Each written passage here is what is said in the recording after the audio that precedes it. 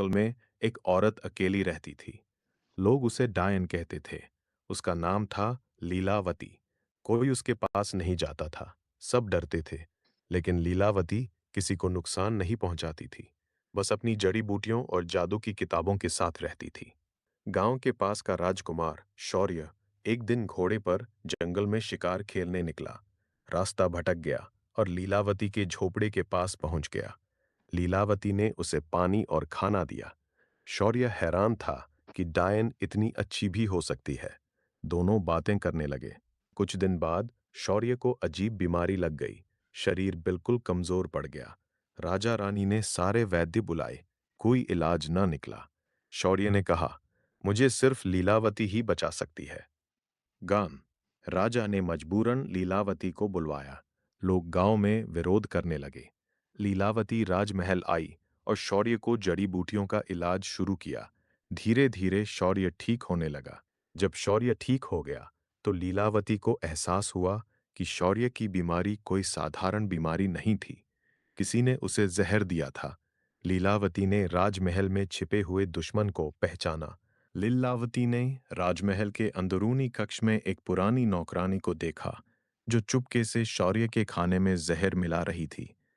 वो नौकरानी असल में शौर्य की चचेरी बहन रानी पद्मिनी की भेजी हुई थी, जो राजगद्दी हथियाने की फिराक में थी। लीलावती ने शौर्य को सारी सच्चाई बता दी। शौर्य सदमे में था, लेकिन उसने लीलावती की बात पर यकीन किया। दोनों ने मिलकर एक योजना बनाई। लीलावती ने अपने जादू से एक भ्रम पैदा किया, जिससे पद्मिनी को लगा कि शौर्य मर गया है। जब पद्मिनी विजय मनाने आई, तभी शौर्य और लीलावती ने उसका असली चेहरा सबके सामने उजागर कर दिया। पद्मिनी गिरफ्तार हो गई। शौर्य ने लीलावती को धन्यवाद दिया और कहा, आपने सिर्फ मेरी जान नहीं, मेरे पूरे परिवार को बचा लिया।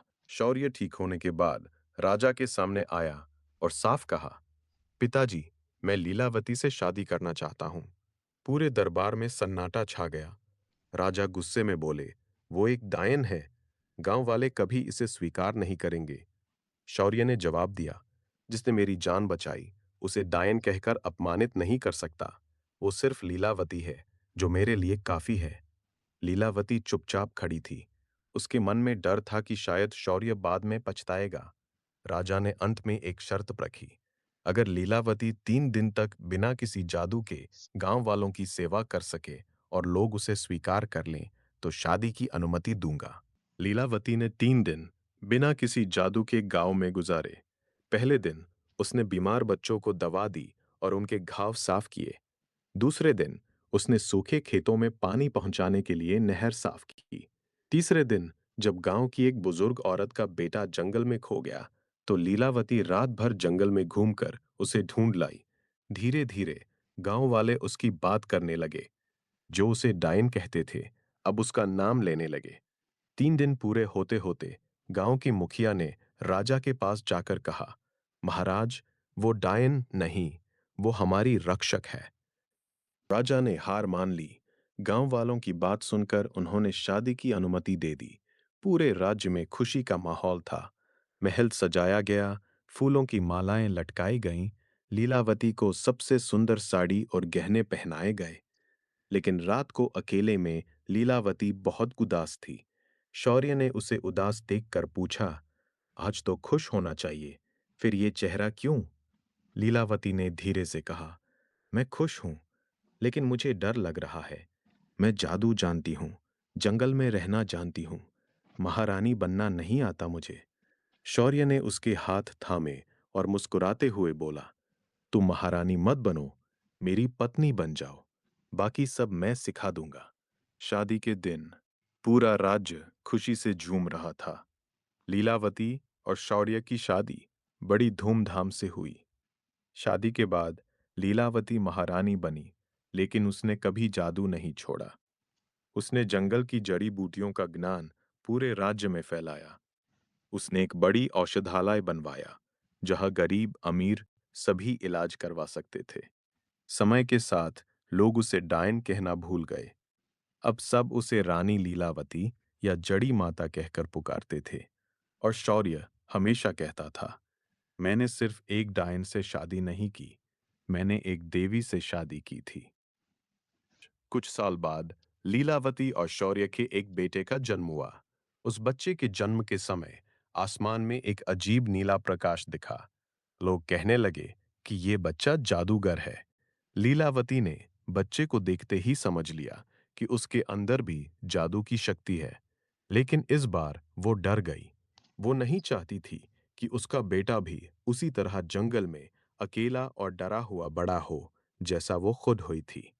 शौर्य ने उस रात लीलावती को गले लगाते हुए कहा, इस बार डरो मत, अब हम दोनों हैं। हम इस बच्चे को वो सब कुछ देंगे जो तुम्हें कभी नहीं मिला। प्यार, सम्मान और जादू को छिपाने की जरूरत नहीं। बच्चे का नाम रखा गया आरव। जैसे जैसे वो बड़ा होता गया, उसके अंदर की शक्ति भी बढ़ने लगी। फूल अपने आप खिल जाते, जानवर उसके पास बिना डरे आ जाते। लेकिन आरव को अपने जादू पर काबू नहीं था। एक बार गुस्सा आने पर उसने अनजाने में पूरे बगीचे को सूखा दिया। लीलावती बहुत परेशान हुई। उसने तय किया कि अब वक्त आ गया है कि वो आरव को जादू का सही इस्तेमाल सिखाए। रानी लीलावती ने महल के पीछे वाले पुराने मंदिर को जादू की विद्या का केंद्र बना दिया। वहां वो रोज शाम को आरव को सिखाती, जादू सिर्फ ताकत नहीं, जिम्मेदारी है। आरव धीरे धीरे समझने लगा कि उसकी मां सिर्फ एक डायन नहीं थी, वो एक महान जादूगरनी थी। एक रात महल पर अचानक हमला हुआ। एक पुरानी शत्रु रानी, जो सालों पहले भाग गई थी, एक शक्तिशाली काले जादूगर के साथ लौट आई थी। उसका मकसद था आरव को अपने कब्जे में लेना, क्योंकि उसके अंदर मौजूद जादू की शक्ति उस काले जादूगर को बहुत लुभा रही थी। आरव डर के मारे रोने लगा। लीलावती ने पहली बार अपने बेटे के सामने अपना असली जादू दिखाया। उसने हवा में हाथ घुमाया और नीले हरे रंग की आग पैदा कर दी, जो दुश्मनों को दूर रख रही थी। शौर्य तलवार लेकर आगे बढ़ा, लेकिन लीलावती ने उसे रोकते हुए कहा, यह मेरी लड़ाई है। आज मुझे अपनी पूरी ताकत दिखानी होगी। अपनी पूरी शक्ति लगा दी। उसने वो जादू किया जो उसने कभी किसी के सामने नहीं किया था। प्रकाश का बंधन। उसका पूरा शरीर नीले प्रकाश से चमक उठा। काले जादूगर की सारी काली शक्तियां उस प्रकाश के सामने बेकार साबित हुई। लीलावती ने एक ही झटके में दोनों दुश्मनों को जंगल के बाहर फेंक दिया और उनके जादू को हमेशा के लिए नष्ट कर दिया। जादू खत्म होने के बाद लीलावती इतनी थक गई कि उसके घुटने टिक गए। आरव दौड़कर अपनी मां को गले लगा लिया और रोते हुए बोला, मां, आप बहुत बहादुर हो। शौर्य ने उन्हें दोनों को सहारा दिया और धीरे से कहा, आज से कोई हमें डायन नहीं कहेगा। आज से लोग हमें जादूगर परिवार कहेंगे। हमले के बाद राज्य में लंबी शांति छा गई। लीलावती अब पूरी तरह महल में रानी के रूप में स्थापित हो चुकी थी। लोग उसे सम्मान से देखते थे। आरव अब 12 साल का हो गया था। लीलावती उसे रोज जादू सिखाती थी, लेकिन इस बार सिर्फ अच्छे जादू। उसने आरव को वादा लिया कि वो कभी जादू का गलत इस्तेमाल नहीं करेगा। एक शाम जंगल के किनारे बैठकर लीलावती ने आरव से कहा, बेटा याद रखना, सबसे बड़ा जादू जादू नहीं होता। सबसे बड़ा जादू प्यार और विश्वास होता है। आरव ने मुस्कुराते हुए अपनी मां के कंधे पर सिर रख दिया। 20 साल बाद लीलावती अब बूढ़ी हो चुकी थी। उसके बाल सफेद हो गए थे, पर आंखों में वही चमक थी। एक शाम महल की छत पर बैठे हुए उसने शौर्य से कहा, अब मेरा समय आ गया है। शौर्य रो पड़ा। आरव, जो अब जवान हो चुका था, अपनी मां के पैरों में बैठ गया। लीलावती ने मुस्कुराते हुए दोनों के सिर पर हाथ रखा और धीरे से बोली, मैं डायन के रूप में आई थी और रानी बनकर जा रही हूं। इससे ज्यादा खुशी की बात मेरे लिए और क्या हो सकती है। उस रात लीलावती ने अपना अंतिम जादू किया। उसने खुद को हल्के नीले प्रकाश में बदल लिया और हवा में विलीन हो गई। सिर्फ एक खूबसूरत नीला पराग पूरे राज्य में बिखर गया। लोग आज भी कहते हैं, जब कभी जंगल में नीला फूल खिलता है तो समझ लो रानी लीलावती हमें देख रही है। उसने अपने पिता का राज्य संभाला, उसने अपनी माँ की याद में पूरे जंगल में एक बड़ा आश्रम बनवाया, जहाँ कोई भी जादू और जड़ी बूटियों का ज्ञान सीख सकता था, बिना डरे, बिना छिपे। आरव ने शादी की और उसे एक बेटी हुई। नाम रखा लीला। जब लीला पहली बार अपने पिता के साथ उस पुराने जंगल में गई जहां उसकी दादी रहती थी, तो एक हल्की नीली रोशनी उसके चारों ओर घूम गई। आरव मुस्कुराया और बोला, देखा, तुम्हारी दादी तुम्हें स्वागत कर रही हैं। लीला ने मुस्कुराते हुए कहा, पापा, मुझे भी डायन बनना है। आरव हंसा और बोला, नहीं बेटा, तुम्हें लीलावती बनना है। कई साल बाद जब लीला 16 साल की हुई, तो उसे एक पुरानी काली डायरी मिली, जो उसकी दादी लीलावती की थी। जैसे ही उसने डायरी खोली, उसमें से एक पुरानी, गहरी और खतरनाक जादुई ताकत जाग उठी। वो वही काला जादू था जिसे लीलावती ने सालों पहले पूरी तरह नष्ट कर दिया था। लीला को अचानक बहुत तेज सिर दर्द होने लगा और उसकी आंखें पूरी तरह काली हो गईं। आरव ने जब ये देखा तो उसका चेहरा सफेद पड़ गया। वो फुसफुसाया, माँ, आपने कहा था कि खतरा हमेशा के लिए चला गया है, फिर ये क्यों लौट आया? लीला का शरीर कांपने लगा। उसकी आवाज बदल गई। अब वो अपनी नहीं, किसी और की लग रही थी। उसने आरव की तरफ देखकर ठंडी, बेरहम आवाज में कहा, तुम्हारी माँ ने मुझे मारा था, लेकिन जादू कभी पूरी तरह नहीं मरता। अब मैं तुम्हारी बेटी के जरिए वापस आ गया हूं। आरव सदमे में था। उसने तुरंत लीलावती की पुरानी जादुई छड़ी उठाई और लीला को रोका, लेकिन लीला की शक्ति अब बहुत बढ़ चुकी थी। एक झटके में उसने आरव को दीवार से टकरा दिया।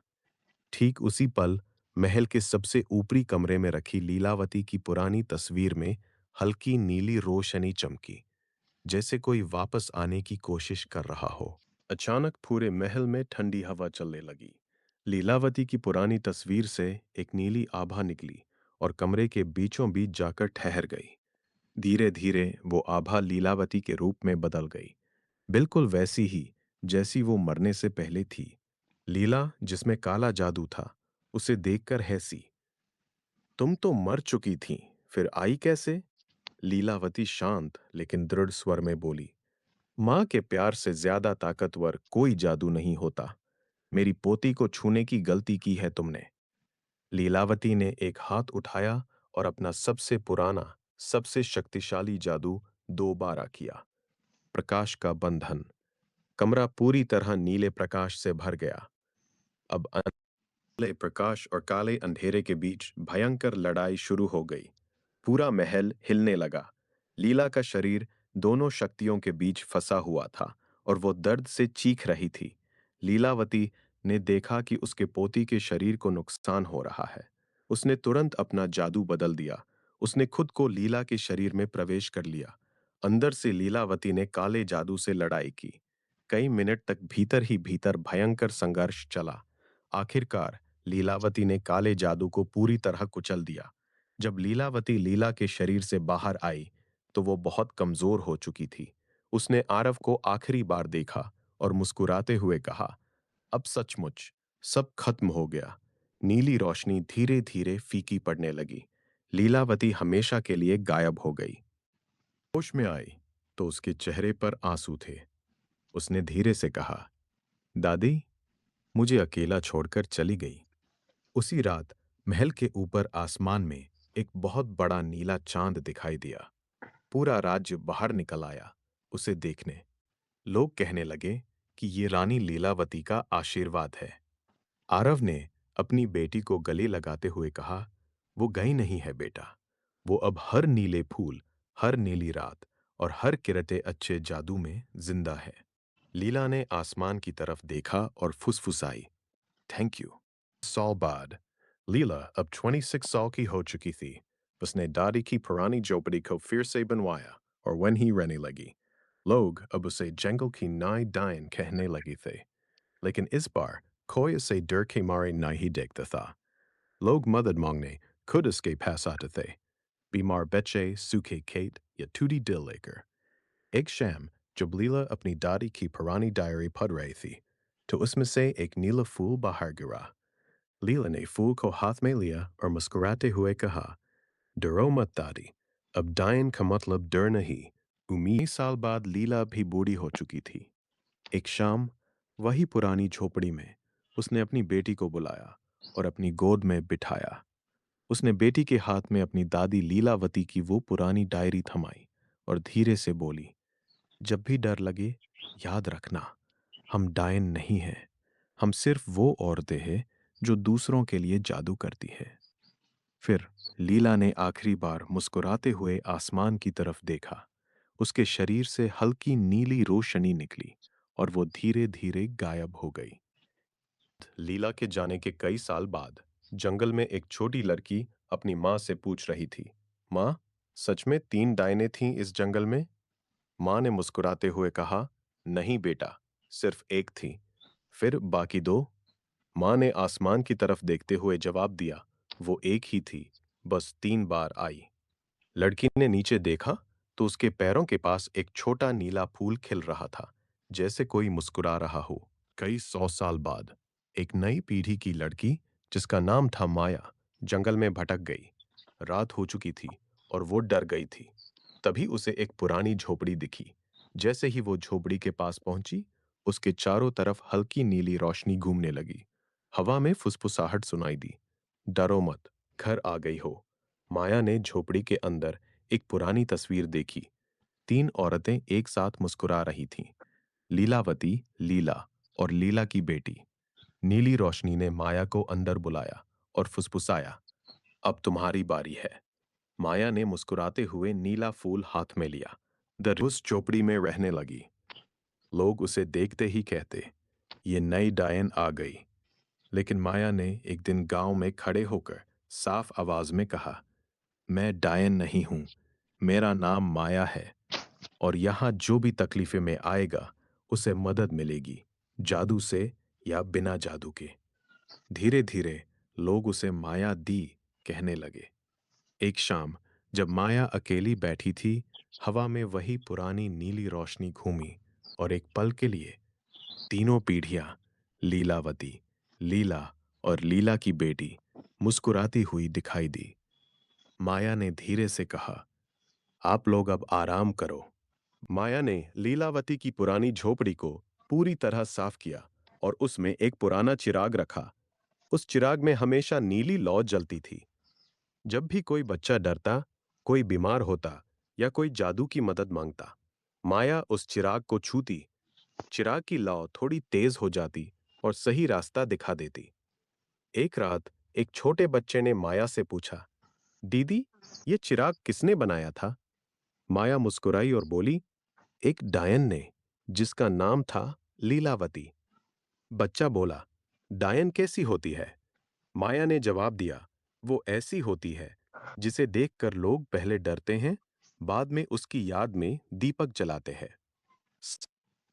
सालों बाद एक भयंकर तूफान आया। तेज हवा और बारिश में माया का वो पुराना चिराग बुझने लगा।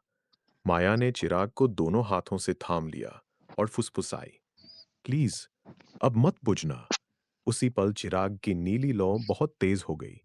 लीलावती, लीला और लीला की बेटी, तीनों की छायाएं एक साथ चिराग के सामने खड़ी दिखाई दी। लीलावती ने शांत स्वर में कहा, अब इसे जाने दो बेटी, जितना जलना था जल चुका। चिराग की लौ धीरे धीरे बुझ गई, लेकिन अजीब बात यह थी कि अंधेरे में भी झोपड़ी में हल्की नीली चमक बनी रही। माया ने मुस्कुराते हुए कहा, समझ गई, अब जादू मेरे अंदर है। 20 साल बाद माया अब बहुत बूढ़ी हो चुकी थी। एक शांत शाम को वो झोपड़ी के बाहर एक पेड़ के नीचे बैठी थी। उसके पास उसकी छोटी पोती खेल रही थी। पोती ने पूछा, दादी, आप सच में डायन हो? माया मुस्कुराई, एक नीला फूल तोड़ा और पोती के बालों में लगा दिया। धीरे से बोली, हाँ, लेकिन अच्छी वाली। उसके बाद माया ने आंखें बंद की और चुपचाप चली गई। उसके चेहरे पर वही शांति थी जो लीलावती के चेहरे पर थी। उस रात पूरे जंगल में हजारों नीले फूल एक साथ खिल उठे। माया के जाने के बाद उसकी पोती ने झोपड़ी संभाल ली। उसका नाम था आकांक्षा।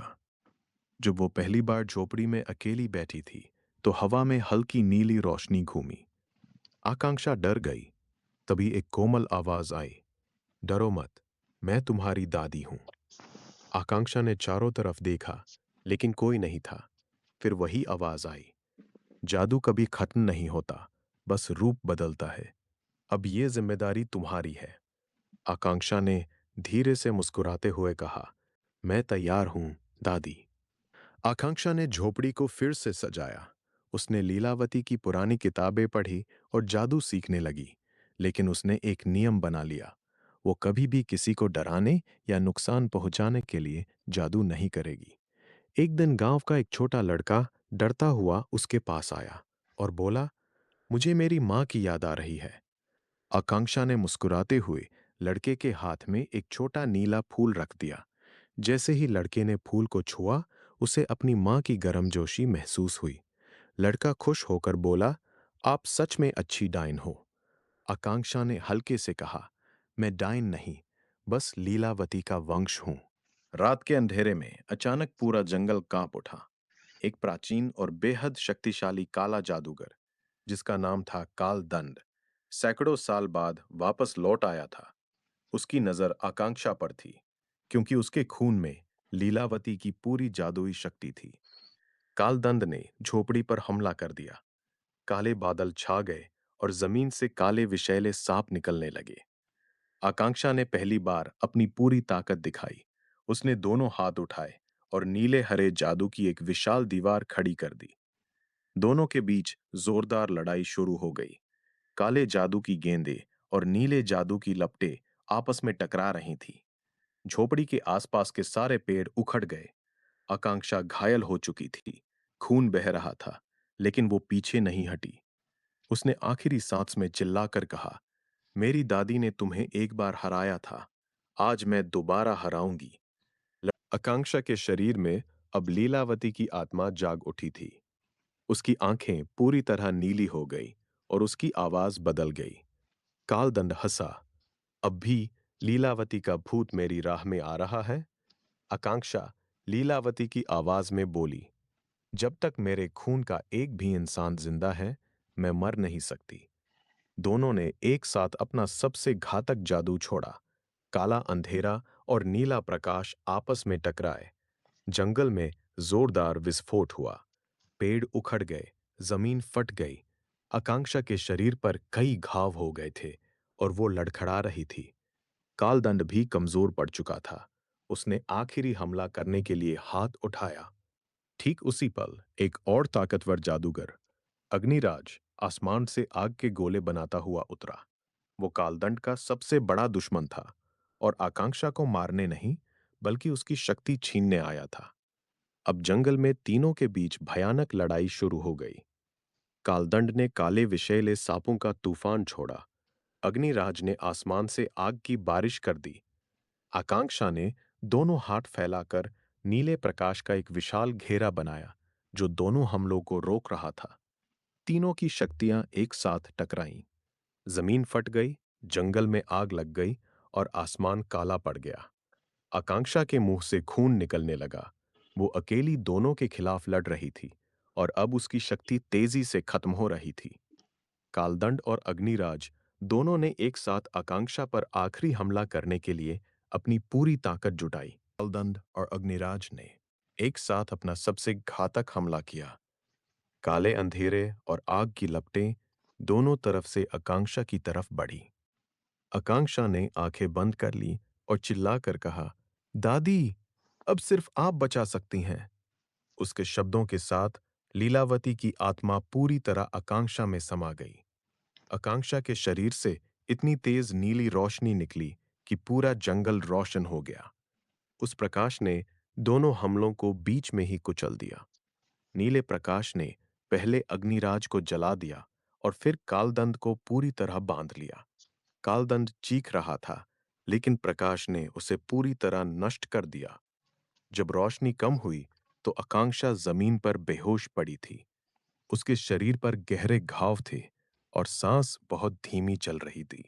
लड़ाई जीतने के कुछ महीने बाद गांव में एक भयंकर बीमारी फैल गई। लोग तेज बुखार, खून की उल्टी और सांस फूलने से मरने लगे। गांव के कई लोग एक हफ्ते में ही मर गए। डॉक्टर और वैद्य कुछ नहीं कर पा रहे थे। आकांक्षा, जो अभी भी लड़ाई के घावों से पूरी तरह ठीक नहीं हुई थी, उठी और बोली, "ये बीमारी साधारण नहीं है। इसे रोकने का एक ही इलाज है, नीलकमल। वो सिर्फ एक जगह मिलती है, काला पहाड़ के सबसे ऊपर वाले झरने में।"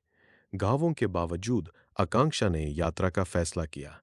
लोग उसे रोकने लगे कि वो इतनी कमजोर हालत में ना जाए, लेकिन आकांक्षा ने एक भी नहीं सुना। वो अकेली लकड़ी का सहारा लेकर बहुत दूर स्थित काला पहाड़ की तरफ निकल पड़ी। रास्ते में जंगली जानवर, खतरनाक चट्टानें और तेज बारिश थी, लेकिन वो रुकी नहीं। आकांक्षा कई दिन तक लगातार चलती रही। उसके घाव फिर से खुल गए थे और वो बहुत कमजोर हो चुकी थी। आखिरकार वो काला पहाड़ के ऊपर पहुंच गई। वहां तेज ठंडी हवा चल रही थी और चारों तरफ सिर्फ काली चट्टानें थीं। ऊपर पहुंचकर उसे झरना दिखा, लेकिन झरने के ठीक बीच में एक विशाल काला सांप पहरा दे रहा था, जिसकी आंखें लाल थीं। आकांक्षा ने अपनी आखिरी शक्ति जुटाकर कहा, "मुझे सिर्फ एक नील कमल की जड़ चाहिए। मेरे गांव में लोग मर रहे हैं।" सांप फुमकारा और उस पर झपटा। आकांक्षा के हाथ से लकड़ी छूट गई। वो लड़ नहीं पा रही थी। ठीक उसी पल उसके गले में लटका नीला पत्थर चमक उठा और लीलावती की आवाज गूंजी, "अभी नहीं, मरना है तुझे। अब क्या होगा?" जैसे ही आकांक्षा ने नीला पत्थर छुआ, अचानक झरने के आसपास की जमीन फट गई। एक नहीं, बल्कि 7 विशाल सांप बाहर निकले, हर एक लगभग 100 फीट लंबा और मोटा। उनकी आंखें लाल थीं और मुंह से जहर टपक रहा था। सभी सांप एक साथ आकांक्षा की तरफ लपके। आकांक्षा घबराकर पीछे हटी, लेकिन उसके पैर लड़खड़ा गए। एक सांप ने अपनी पूंछ से उसे इतनी जोर से मारा कि वो कई मीटर दूर जा गिरी। उसके शरीर से फिर खून बहने लगा। दूसरा सांप अपना मुंह फैलाकर उसे निगलने के लिए झपटा। आकांक्षा ने आखिरी कोशिश में दोनों हाथ ऊपर उठाए और चीखकर कहा, "दादी, बचाओ!" नीला पत्थर अब बहुत तेज चमकने लगा था। नीला पत्थर से तेज नीली रोशनी निकली और लीलावती की आभा पूरी तरह प्रकट हो गई। लीलावती ने देखते ही सातों विशाल सांपों को एक साथ अपने जादू से बांध लिया। सांप चीखने और छटपटाने लगे, लेकिन लीलावती की शक्ति उनके सामने कुछ भी नहीं थी। लीलावती ने एक हाथ से आकांक्षा को उठाया और दूसरे हाथ से सांपों को झरने के अंदर फेंक दिया। फिर उसने झरने के बीच से नीलकमल की जड़ निकाली और आकांक्षा के हाथ में रख दी। लीलावती ने आकांक्षा को देखकर बहुत प्यार से कहा, "बेटी, अब घर लौट जा, तेरा काम हो गया।" कहते कहते लीलावती की आभा धीरे धीरे फीकी पड़ने लगी। आकांक्षा जड़ लेकर नीचे उतर रही थी, लेकिन अब वो चल भी नहीं पा रही थी। घावों से खून बह रहा था और शरीर में ताकत नहीं बची थी। तभी जंगल में से एक लंबा, मजबूत लड़का निकला। उसका नाम था विक्रम। वो भी उसी गांव का था और आकांक्षा को ढूंढने आया था। विक्रम ने आकांक्षा को देखते ही चौंक कर कहा, "तुम्हारी हालत तो बहुत खराब है।" उसने बिना कुछ सोचे आकांक्षा को अपनी ताकत पर उठा लिया। आकांक्षा ने कमजोर आवाज में कहा, "जड़, जड़ मत गिरने देना।" विक्रम ने जड़ को भी संभाल लिया और बोला, "चुप रहो, अब मैं हूं, तुम आराम करो।" वो आकांक्षा को पीठ पर लिए पूरे रास्ते गांव की तरफ चलता रहा। रास्ते में आकांक्षा ने पहली बार धीरे से कहा, "थैंक यू, दोस्त।" विक्रम मुस्कुराया, लेकिन कुछ नहीं बोला। हम आकांक्षा को पीठ पर लिए पूरे रात चलता रहा। सुबह होते होते दोनों गांव पहुंच गए। गांव में चारों तरफ मातम पसरा हुआ था। कई घरों से रोने की आवाजें आ रही थी। लोग आकांक्षा को देखकर चौंक गए। उसकी हालत बहुत बुरी थी। विक्रम ने आकांक्षा को सीधे उसके घर ले जाकर बिस्तर पर लेटा दिया। आकांक्षा ने बहुत मुश्किल से नीलकमल की जड़ विक्रम को थमाई और कमजोर आवाज में बोली, "इसे पीसकर सारे बीमारों को पिला दो, जल्दी।" विक्रम ने तुरंत जड़ को पीसना शुरू कर दिया। आकांक्षा की आंखें धीरे धीरे बंद हो रही थी। उसकी सांस बहुत धीमी हो चुकी थी। विक्रम ने घबराकर कहा, "आकांक्षा, आंखें खोलो, आकांक्षा।" आकांक्षा की हालत इतनी बिगड़ गई कि वो कोमा में चली गई। उसके शरीर में जादुई शक्ति लगभग खत्म हो चुकी थी। गांव के वैद्यों ने कहा कि अब सिर्फ एक ही तरी है, सूर्यास्त की मणि। ये मणि दुनिया में सिर्फ एक जगह मिलती थी, जापान के एक प्राचीन मंदिर में, जो पहाड़ों के बीच छिपा हुआ था। विक्रम ने बिना एक पल भी गंवाए फैसला किया। उसने आकांक्षा के सिर पर हाथ रखा और कहा, मैं लाकर रहूंगा, तुम्हें बचाकर रहूंगा। अगले ही दिन विक्रम जापान के लिए रवाना हो गया। वो अकेला, बिना किसी जादू के, सिर्फ आकांक्षा को बचाने की उम्मीद लिए उस अनजान देश की तरफ निकल पड़ा। विक्रम जापान पहुंचकर सीधा उन पहाड़ों की तरफ निकला जहां प्राचीन मंदिर था। रास्ता बेहद खतरनाक था। बर्फीली चोटियां, तेज हवाएं और संकरे रास्ते। 3 दिन की मुश्किल चढ़ाई के बाद वो मंदिर तक पहुंचा। मंदिर के अंदर घुसते ही चारों तरफ पुराने जापानी जादूगरों की मूर्तियां थीं।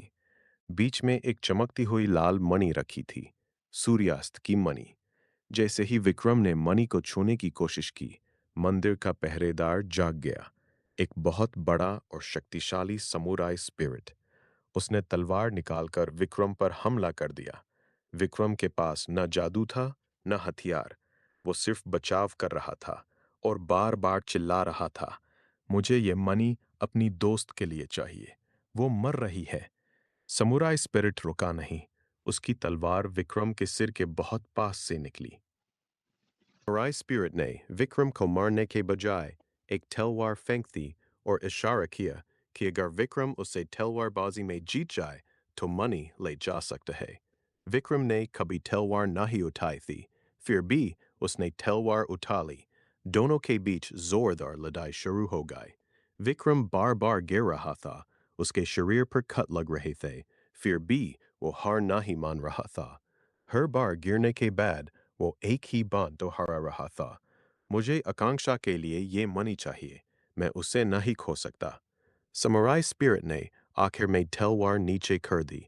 उसने विक्रम को देखा और पहली बार बोला, तुम में जादू नहीं है, लेकिन तुम में सच्चा दिल है। समुराई स्पिरिट ने पीछे हटकर रास्ता दे दिया। विक्रम ने सूर्यास्त की मणि उठा ली। विक्रम मणि लेकर भारत वापस लौट रहा था। रास्ते में एक घने जंगल में रात गुजारने के लिए रुका। आधी रात को अचानक चारों तरफ ठंडी हवा चलने लगी। अंधेरे से एक काला, लंबा बूथ निकला। उसकी आंखें पूरी तरह सफेद थीं और शरीर धुएं जैसा था। बूथ ने विक्रम की तरफ हाथ बढ़ाया और भयानक आवाज में बोला, वो मणि मुझे दे दो, वरना तुम्हें जिंदा नहीं छोड़ूंगा। विक्रम ने मणि को अपनी मुट्ठी में कसकर पकड़ लिया और बोला, ये मणि मैं किसी को नहीं दूंगा। मेरी दोस्त की जान इससे जुड़ी हुई है। भूत गुस्से में चीखा और विक्रम पर हमला कर दिया। उसने विक्रम को हवा में उठा लिया और जोर से जमीन पर पटक दिया। विक्रम के हाथ से खून बहने लगा, लेकिन उसने मणि नहीं छोड़ी। भूत ने फिर से विक्रम को उठाया और चिल्लाया, अब मरोगे। भूत ने विक्रम को हवा में ऊपर उठा लिया और जोर से एक पेड़ से टकरा दिया। विक्रम की पीठ पर गहरी चोट लगी और मुंह से खून निकलने लगा। फिर भूत ने विक्रम की छाती पर हाथ रखकर उसकी जान निकालने की कोशिश की। विक्रम की सांस फूलने लगी। मौत बहुत करीब आ गई थी। ठीक उसी पल विक्रम ने आंखें बंद करके जोर से चिल्लाया, आकांक्षा, मैं वादा किया था कि लाकर रहूंगा। जैसे ही उसने ये नाम लिया, सूर्यास्त की मणि विक्रम की मुट्ठी में तेज लाल रोशनी से चमक उठी। मणि की रोशनी इतनी तेज थी कि भूत चीखकर पीछे हट गया। रोशनी ने भूत के शरीर को जला शुरू कर दिया। भूत दर्द से तड़पते हुए चीखा, ये मणि मेरी है। लेकिन मणि की शक्ति उसके बस की बात नहीं थी। सूर्यास्त की मणि से निकली लाल रोशनी ने पूरे जंगल को रोशन कर दिया। भूत जोर जोर से चीख रहा था। उसका धुएं जैसा शरीर जल रहा था। आखिरकार भूत पूरी तरह से जलकर राख हो गया और हवा में गायब हो गया। विक्रम जमीन पर गिरा पड़ा था। उसके पूरे शरीर पर चोटें थीं।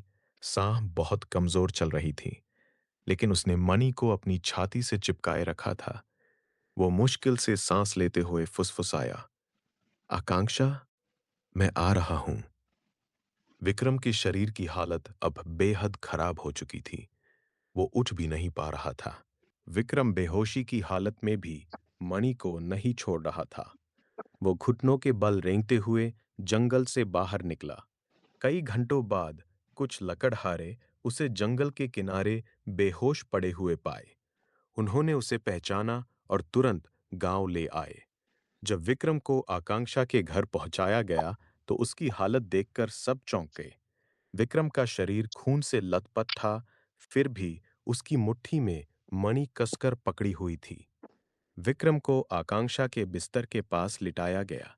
उसने बेहोशी में भी आकांक्षा का हाथ थामा और कमजोर आवाज में बोला, ले आया हूं। मणि अब आकांक्षा के पास थी। मणि को आकांक्षा के सीने पर रखा गया। जैसे ही सूर्यास्त की मणि उसके शरीर को छुई, पूरे कमरे में लाल और नीली रोशनी एक साथ चमक उठी। आकांक्षा का शरीर हल्का हल्का कांपने लगा। उसकी सांसें धीरे धीरे तेज होने लगीं। लेकिन वैद्य ने चिंता से कहा, मणि ने उसकी जान तो बचा ली है, पर उसकी जादुई शक्ति पूरी तरह खत्म हो चुकी है। अगर 24 घंटे के अंदर उसकी शक्ति वापस नहीं आई, तो वो कभी भी जाग नहीं सकेगी। विक्रम घावों के बावजूद आकांक्षा के सिरहाने बैठा रहा। उसने उसका हाथ पकड़कर धीरे से कहा, जागो आकांक्षा, अब तुम्हें लौट आना होगा। कमरे में सन्नाटा छाया हुआ था। सिर्फ मणि की लाल चमक और आकांक्षा की धीमी सांसें ही चल रही थी। बीत रहा था। 24 घंटे में से सिर्फ 4 घंटे बचे थे, लेकिन आकांक्षा अभी भी कोमा में थी। उसका चेहरा पीला पड़ चुका था और सांसें बहुत कमजोर थीं। विक्रम आकांक्षा के पास बेचे बेचे थकान से बिल्कुल टूट चुका था। उसके शरीर के घाव भी सूज गए थे, फिर भी वो उसका हाथ नहीं छोड़ रहा था।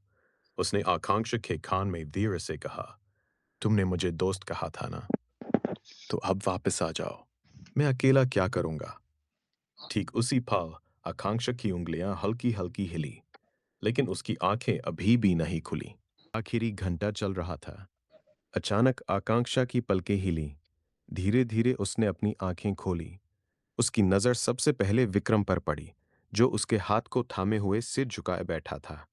आकांक्षा ने बहुत कमजोर आवाज में कहा, विक्रम। विक्रम चौंक कर ऊपर देखा। उसकी आंखें भर आई।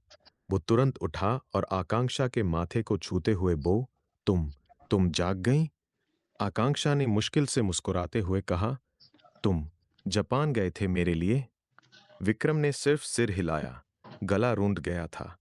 आकांक्षा ने धीरे से उसके हाथ पर हाथ रखा और फुसफुसाई, अब हम दोनों बहुत टूट चुके हैं, लेकिन जीवित हैं। विक्रम उसके करीब झुका तो आकांक्षा ने आगे बढ़कर उसके गाल पर एक प्यार भरा किस कर दिया। विक्रम स्तब्ध रह गया। आकांक्षा ने शर्माते हुए कहा, तुमने मेरी जान बचाई, सिर्फ दोस्त नहीं, अब इससे ज्यादा कुछ बन गए हो तुम। कुछ देर शांति रही। फिर आकांक्षा ने गंभीर होकर कहा, मेरी जादुई शक्ति अब बहुत कम हो गई है। अगर मुझे पूरी ताकत वापस चाहिए तो मुझे सप्त सागर मंदिर जाना होगा। वो यहां से बहुत दूर है। विक्रम ने बिना सोचे कहा, तो चलो, मैं तुम्हारे साथ हूं। उसी रात दोनों ने गांव छोड़ दिया। आकांक्षा और विक्रम हाथ में हाथ डाले अपनी शक्ति वापस पाने के लिए एक लंबी और खतरनाक यात्रा पर निकल पड़े। कई हफ्तों तक लगातार चलते रहे। रास्ते में उन्होंने जंगलों, नदियों और पहाड़ों को पार किया। एक शाम जब दोनों एक ऊंची चोटी पर ठहरे थे, आकांक्षा ने दूर क्षितिज की तरफ इशारा किया और कहा, वो देखो, सप्त सागर मंदिर। दूर एक ऊंचा प्राचीन मंदिर दिख रहा था, जिसके चारों तरफ 7 अलग-अलग रंगों के पानी के विशाल झरने गिर रहे थे। लेकिन मंदिर के ठीक सामने एक भयानक काला दरवाजा था, जो किसी को अंदर जाने नहीं दे रहा था।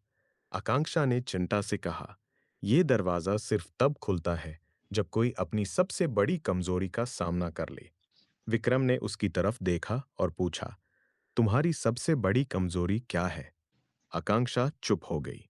आकांक्षा ने गहरी सांस ली और बोली, मेरी सबसे बड़ी कमजोरी अकेलापन है। मैं डरती हूं कि एक दिन सब मुझे छोड़कर चले जाएंगे। जैसे ही उसने ये बात कही, मंदिर का काला दरवाजा धीरे धीरे खुलने लगा। विक्रम ने उसका हाथ पकड़ा और मुकद्दराते हुए कहा, अब तुम अकेली नहीं हो, मैं हूं ना। दोनों हाथों में हाथ डाले मंदिर के अंदर चले गए। मंदिर के बीचों बीच एक विशाल नीला चमकता हुआ तालाब था। उसके ऊपर हजारों नीले फूल हवा में तैर रहे थे। आकांक्षा ने तालाब की तरफ बढ़ते हुए कहा, अगर मैं इस तालाब में उतरी तो या तो मेरी सारी शक्ति वापस आ जाएगी या फिर मैं कभी बाहर नहीं निकल पाऊंगी। विक्रम चुपचाप उसके पास खड़ा रहा। आकांक्षा ने विक्रम की तरफ देखा। उसकी आंखों में डर साफ दिख रहा था। फिर उसने धीरे से विक्रम का हाथ छोड़ा और तालाब की तरफ बढ़ गई। विक्रम ने उसे रोकने की कोशिश नहीं की, बस चुपचाप देखता रहा। आकांक्षा तालाब के किनारे पहुंची, एक गहरी सांस ली और पानी में उतर गई। जैसे ही उसका शरीर पानी में डूबा, पूरा तालाब उथल-पुथल मच गया। नीले पानी में तेज बिजलियां कड़कने लगी। आकांक्षा के शरीर पर बिजली गिर रही थी और वो दर्द से चीख रही थी। उसकी चीखें पूरे मंदिर में गूंज रही थी। विक्रम बाहर खड़ा रहा, मोटिया भींचे, लेकिन अंदर नहीं गया। वो बस फुसफुसाता रहा, मजबूत रहो आकांक्षा, मजबूत रहो।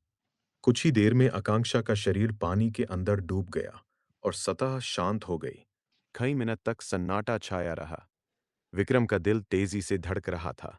अचानक तालाब में जोर का विस्फोट हुआ।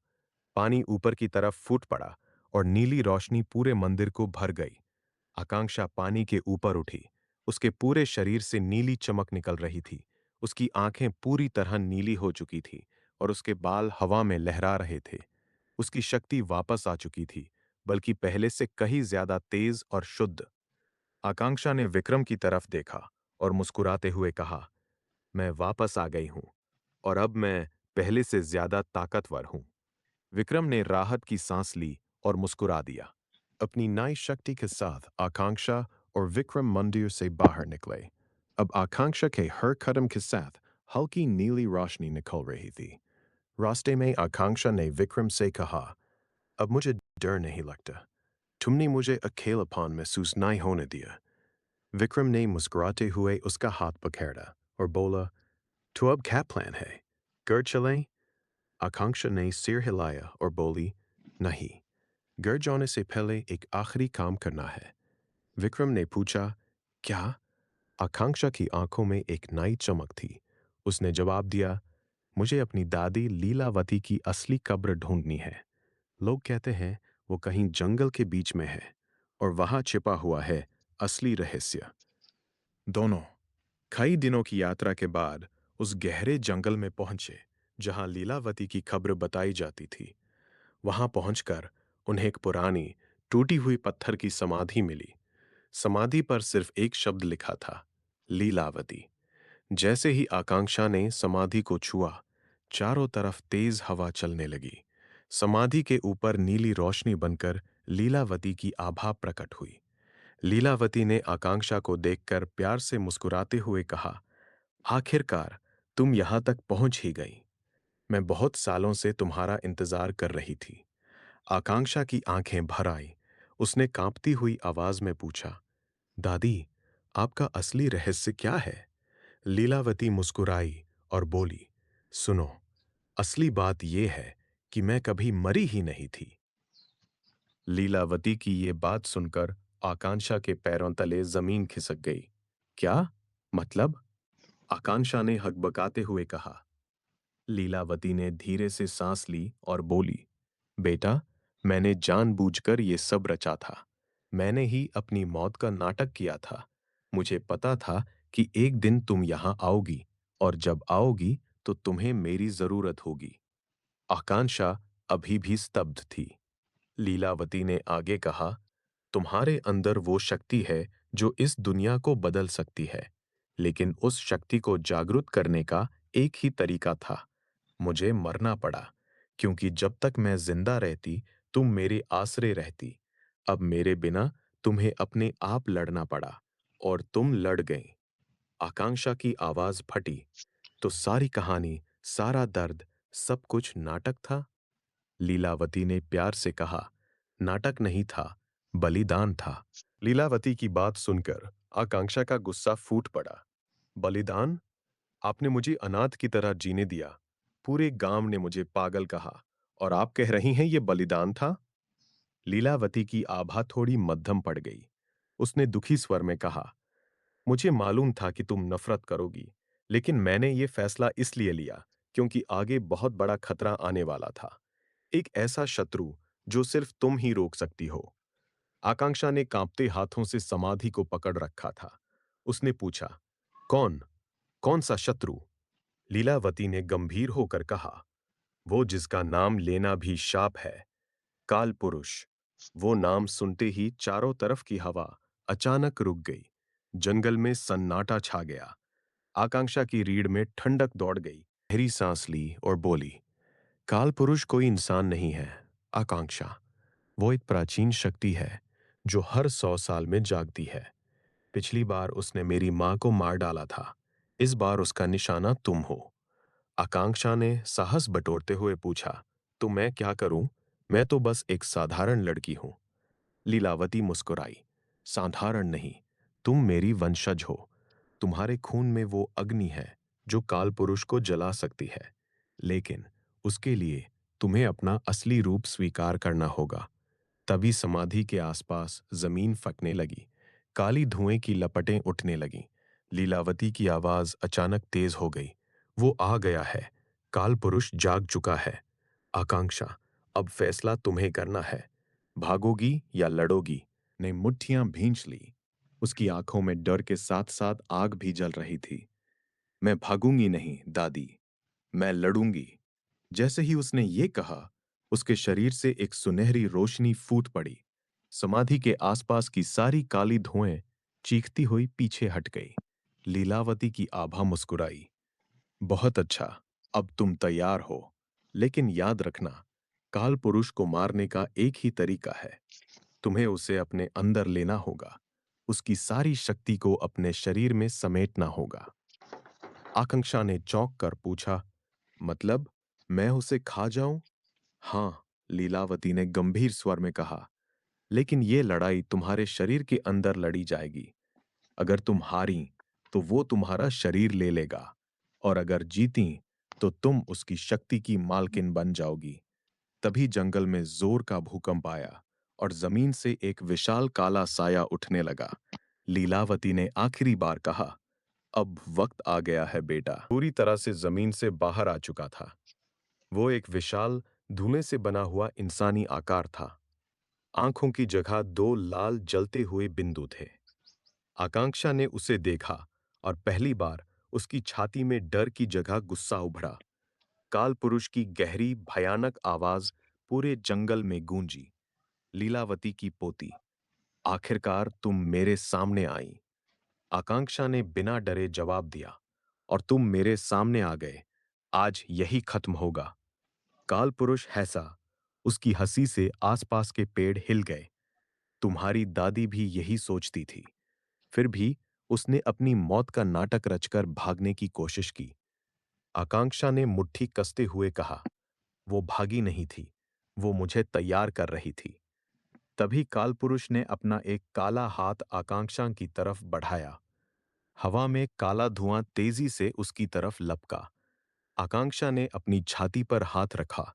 उसकी अंदर की सुनहरी आग एकदम से भड़क उठी। आ जाओ, उसने कहा, अंदर आ जाओ, मेरे अंदर। कि सारी काली शक्ति एक झटके में आकांक्षा के शरीर में समा गई।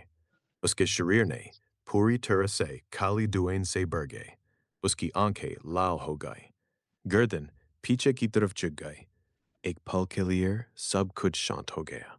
फिर अचानक उसके शरीर से दो आवाजें एक साथ निकली।